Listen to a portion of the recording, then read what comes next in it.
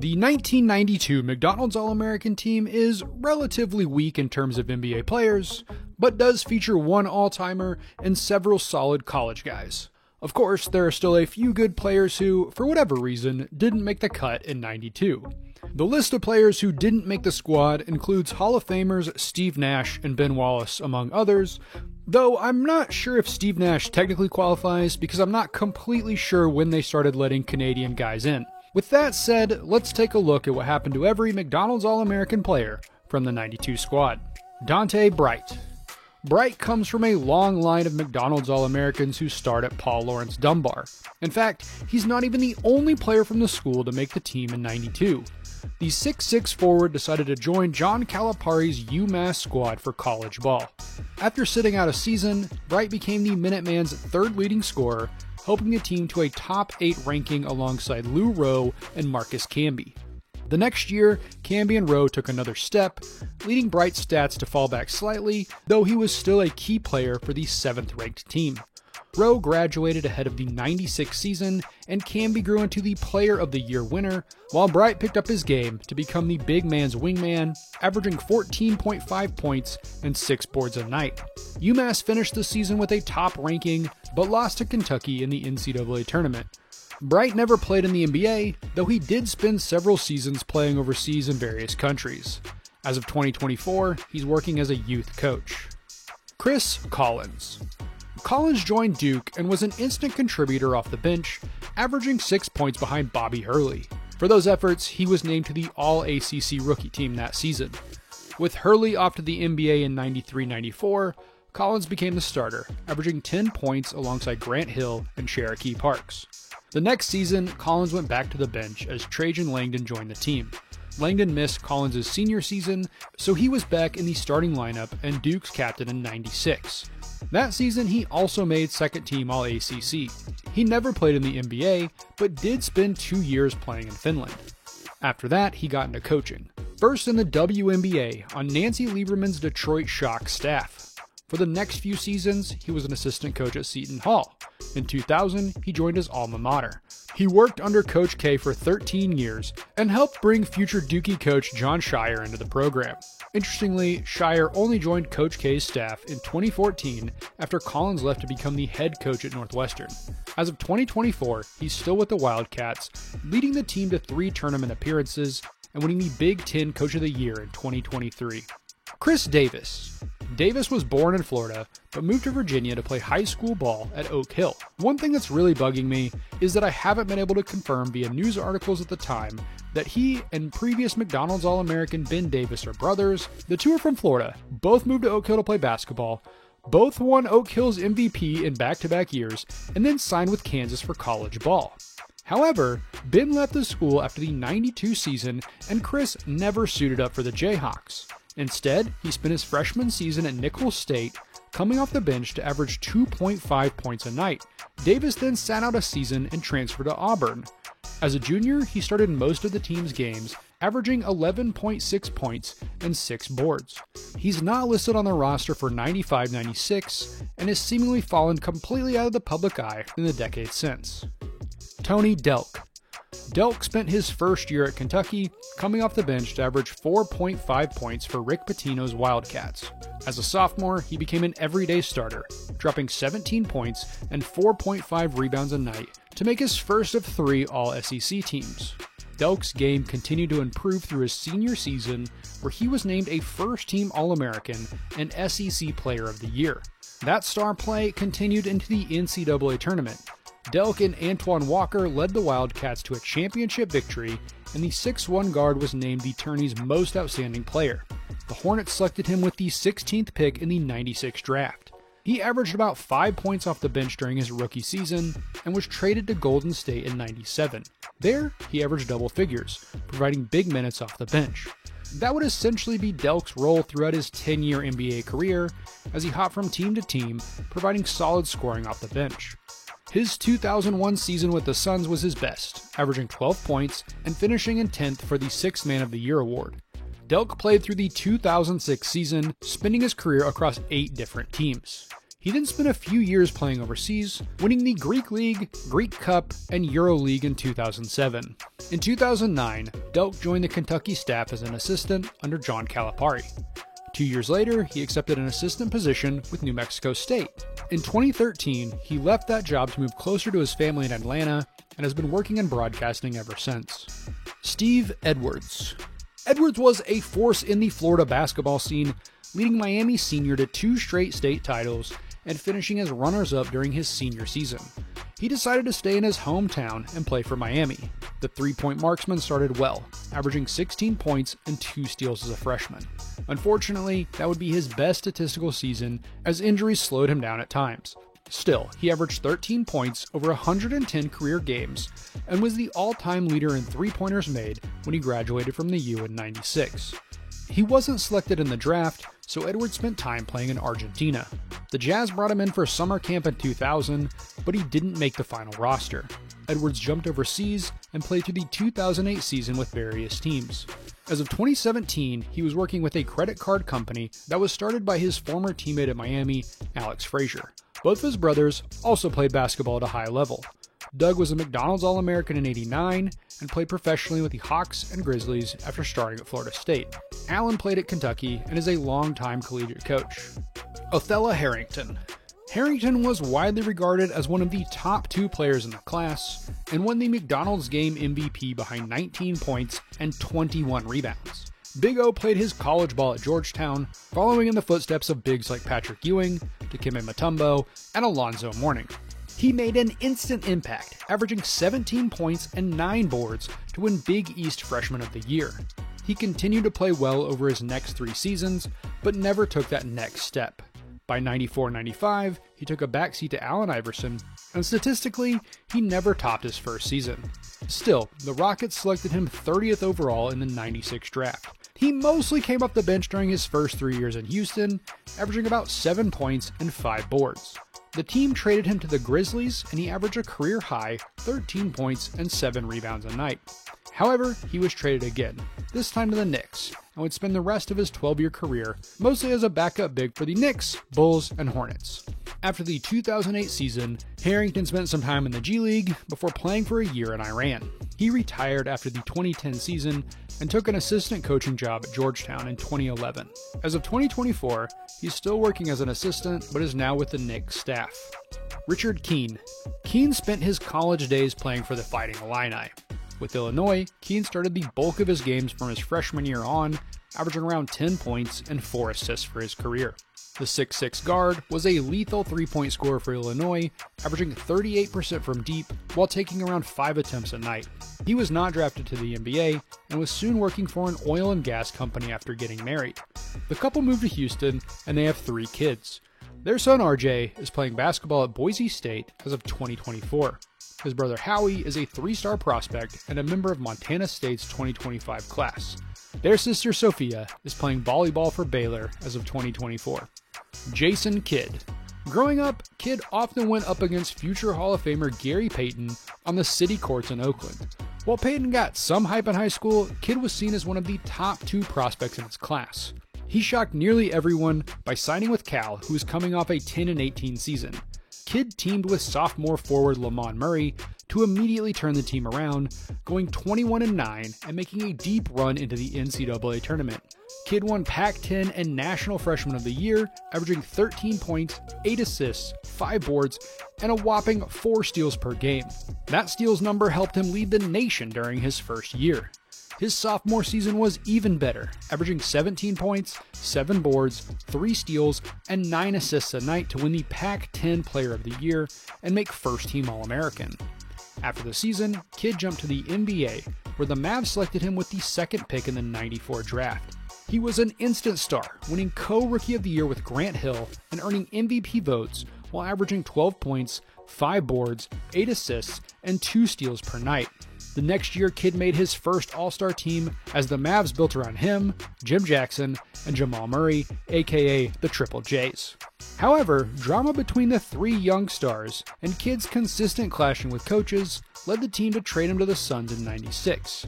Kidd continued to stuff the stat sheet in Phoenix, making the All-Star and first-team All-NBA squad 3 times during his 4.5 years with the team. He was a perennial MVP and DPOY candidate, but he also had a few high-profile off-the-court incidents, including being charged with domestic abuse in 2001. Ultimately, the team decided to trade him to the Nets in a deal that included Stephon Marbury. Kidd responded with his best season yet, finishing as a runner-up for the 2002 MVP. He continued to perform at a high level during his 7 seasons in New Jersey, even taking the team to the finals in 02 and 03, though they lost both series. In 2004, Kidd missed time with a knee injury, and the team brought in Vince Carter. Despite having 2 all-time great players and 1 all-time great trash talker in Richard Jefferson, the Nets never got over the hump. In 2008, Kidd was traded back to Dallas in a deal that included Devin Harris. That year, the guard captured his 2nd Olympic gold medal after winning his first back in 2000. The aging star made his 10th All-Star game in 2010, and his veteran presence helped get Dirk Nowitzki over the hump to win the 2011 title. He spent a few more seasons playing, including a stint with the Knicks in 2013, before retiring after 19 seasons.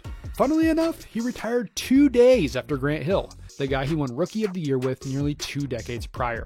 Almost immediately, Kidd was named as the Brooklyn Nets head coach. In 2014, the Nets traded his rights to the Bucks. He was fired in 2018 and joined the Lakers staff in 2019 as an assistant, helping the team win a title in 2020. In 2021, the Mavs hired Kidd to be their head coach, and he led Dallas back to the finals in 2023, losing to the Celtics in 5. Kidd was inducted into the Hall of Fame as a player in 2018. Michael Lloyd. Lloyd is another Dunbar star to make the McDonald's team. He was originally scheduled to attend Arkansas, but failed to qualify academically. Instead of sitting out a season, Lloyd went to JUCO at San Jacinto for 2 seasons and decided to switch to Syracuse for his junior season. That year, Lloyd averaged 12.5 points and 5 assists a night while starting every game. However, the NCAA ruled after the season that he had falsified his academic records from JUCO, and he left the school to head to the draft. He went undrafted and played in Israel in 1995. He then spent several seasons playing in the USBL, winning the league's Rookie of the Year award in 96 and making first-team USBL in 98 and 99. During the mid-2010s, he was in a long-term relationship with Karan DeShield's mother, who said that he considered the former star guard his stepfather. DeShields played college ball at Montana and Tennessee State before spending the last several years playing overseas. As of 2024, he's playing in Israel, where he won the 2019 league title and finals MVP. Charles Macon. Macon took his talents to Ohio State for college ball. The 6'7" forward came off the bench to average about 3 points and 2 boards during his first 2 seasons.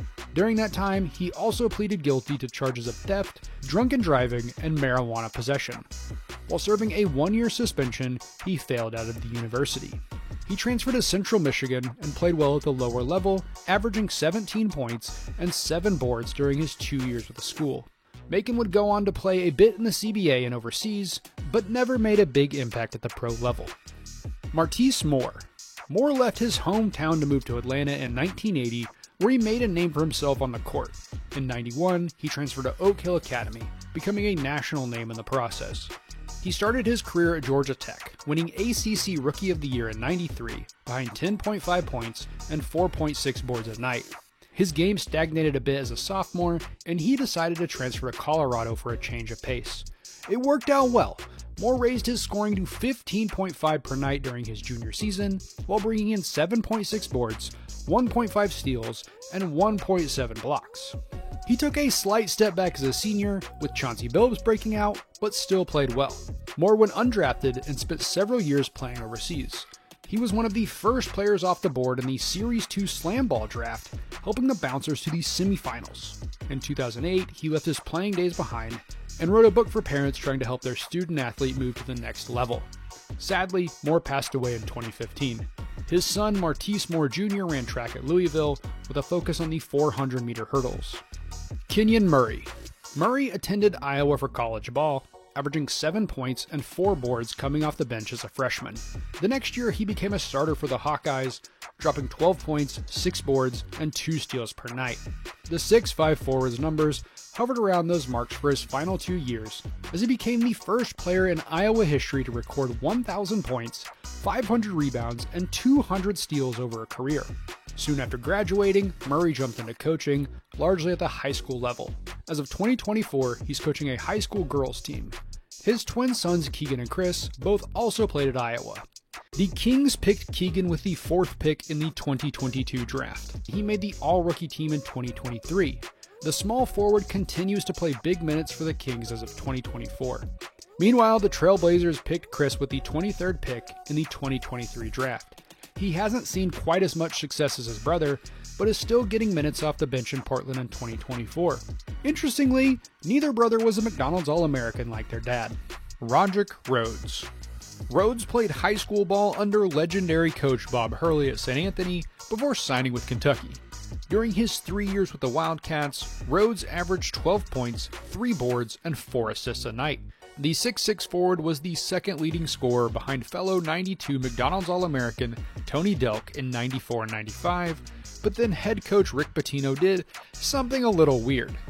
After his junior season, Pitino asked Rhodes to redshirt, something that rarely happens. Many believe Pitino wanted to force Rhodes out of Kentucky because he just signed top recruit Ron Mercer at his position.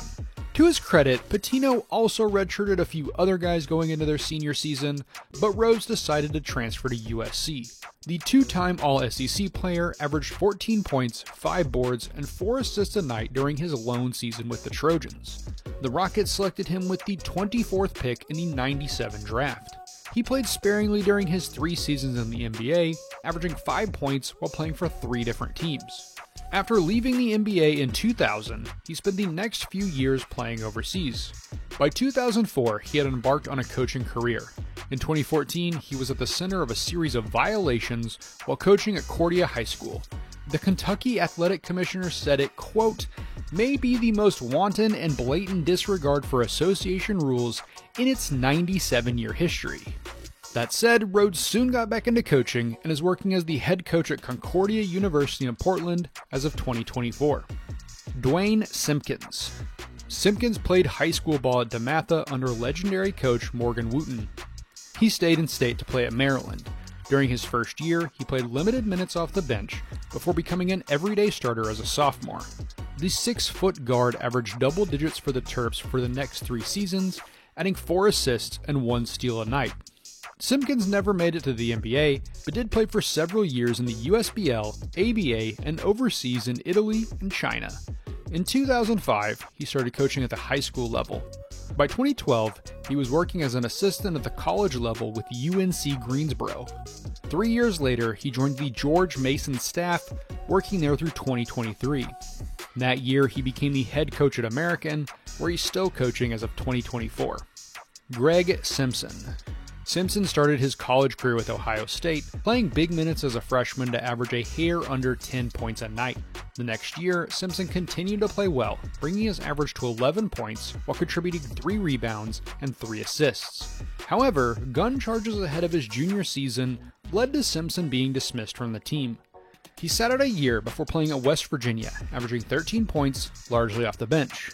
A hit-and-run incident led to him being kicked off the Mountaineers team as well. Unfortunately, Simpson's legal troubles didn't end there. Simpson has had several run-ins over the years and was back in the courtroom during the summer of 2024 for burglary charges. His son Jameer is playing for Southern Utah for the 2024 season. Dwayne Spencer. Spencer left New Orleans to attend Georgetown. He started every game during his freshman season, averaging 9 points and 7 boards. Ahead of his second season, Spencer injured his ankle and struggled to get back in the starting lineup, partially because he and Othello Harrington didn't work as well as hoped as a front court tandem. Ahead of his junior year, Spencer quit basketball and moved back to Louisiana to take care of his newborn son and family. 3 weeks later, Spencer signed with LSU, finishing out his career with the Tigers. In his senior season, Spencer averaged 15 points and 8 boards a night to make the All-SEC team. While Spencer never played in the NBA, he spent several years playing overseas with stops in Italy, Greece, Saudi Arabia, Puerto Rico, South Korea, Argentina, the Netherlands, and Israel. Since hanging him up, Spencer has worked in sales, but his main focus is on his art, which you can view on his website, spencergallery41.com. Carlos Strong. Strong played his college ball at Georgia. The 6'8" forward started all 118 games of his collegiate career and was a force to be reckoned with from day one, averaging 12 points and 6 rebounds across his 4-year career. Strong made the All-SEC team once in '95 after averaging 14 points and nearly 7 boards per night. While he went undrafted, Strong did spend some time with the Hornets on their preseason roster before beginning a 12-year career playing overseas. Once that was over, Strong got into coaching, mostly at the high school level. As of 2024, he's working as the head coach for a high school in Georgia. John Wallace. Wallace was a day one starter at Syracuse, averaging 11 points and 7.6 boards as a freshman. The 6'8" forward never relinquished his starting role over the next 4 years, boosting his averages to 22 points and 9 rebounds as a senior, while contributing more than 1 steal and nearly 2 blocks a night. The do-everything star led the Orangemen to the NCAA title game against Kentucky, a team that featured 5 future first-round picks, including fellow '92 McDonald's All-American Tony Delk. In the loss, Wallace led all scorers with 29 points and 10 boards, solidifying his spot as an all-time great for Syracuse. The Knicks picked him 18th overall in the '96 draft, playing him sparingly as a rookie before trading him to Toronto ahead of his second season. He played well, averaging 14 points a night. However, the Raptors drafted this guy named Vince Carter during the offseason, and Wallace went back to the bench. He still averaged about 9 points a night, but his minutes were significantly slashed. Wallace went back to New York ahead of the '99 season and would spend the next few seasons jumping from team to team, never finding another starting role. Wallace left the game in 2005 and started working as a team ambassador with the Knicks. In 2014, he started working as a broadcaster, where he's still working as of 2024. Corliss Williamson. Williamson was named the Gatorade National Player of the Year in '92 before heading to Arkansas to play under Nolan Richardson. The Razorbacks' top 4 scorers had graduated, including the Mayday duo featuring Lee Mayberry and Todd Day, which left a huge hole for Williamson to fill. While fellow freshman Scotty Thurman led the team in scoring, Big Nasty was a key cog in keeping Arkansas as a top-rated team. The big guy took his game to another level as a sophomore, averaging 20 points and 8 boards to make second-team All-American and win the SEC Player of the Year. Arkansas also won a title that season. Big Nasty essentially repeated all of that in his third year, but the Razorbacks lost to UCLA in the title game. The Kings picked him 13th overall in the '95 draft. His time was limited as a rookie, but in year 2 he became a more consistent starter, averaging 12 points a night. The next year, he raised that to nearly 18, while becoming a surefire starter for the Kings. He continued to start every game for the next 2 years, but his scoring slowly fell off as the team added Peja Stojakovic and Chris Webber. In 2000, he was traded to Toronto for Doug Christie, but was dealt to the Pistons a few months later. Coming off the bench for Detroit gave Big Nasty new life. He averaged 22.5 points a night to win the 2002 Sixth Man of the Year award.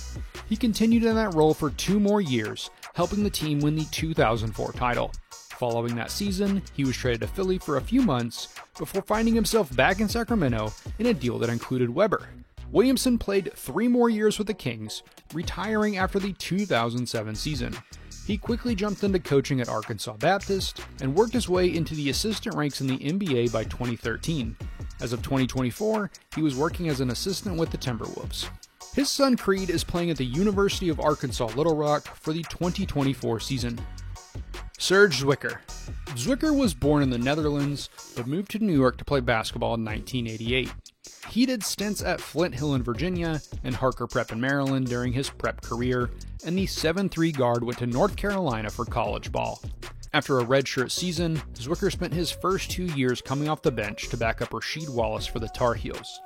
In '95-96, he became a starter, averaging 9.5 points and 6 rebounds alongside Antoine Jamison and Vince Carter. As a senior, the team captain raised his averages to 11.5 points and 8 boards a night. The Rockets selected the big man in the second round of the '97 draft, but he never recorded any playing time. He spent the next few years playing overseas before injuries forced him into retirement after the 2000 season. Since then, Zwikker has spent the last few decades working in IT, mostly for medical companies. I'll be back in a couple weeks with the next one, but if you have any ideas for future basketball videos you'd like to see, please share them below in the comments.